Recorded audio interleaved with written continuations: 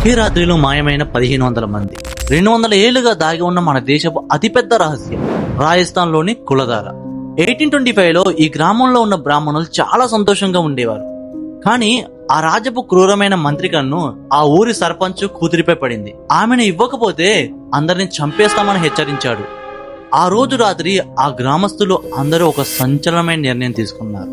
పశువులను, ఆస్తులను, ఇళ్లను వదిలేసి ఆ ఊరి చుట్టుపక్కల ఉన్న గ్రామస్తులు అందరూ ఆ నైట్కి నైటే మాయమైపోయారు. వెళ్తూ వెళ్తూ ఇక్కడ ఎవరూ జీవించలేరు అని శాపం పెట్టి వెళ్లారు.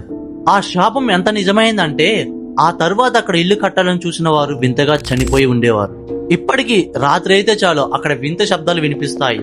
అందుకే ప్రభుత్వం అక్కడికి సూర్యాస్తమయం తర్వాత ఎవరిని అనుమతించదు.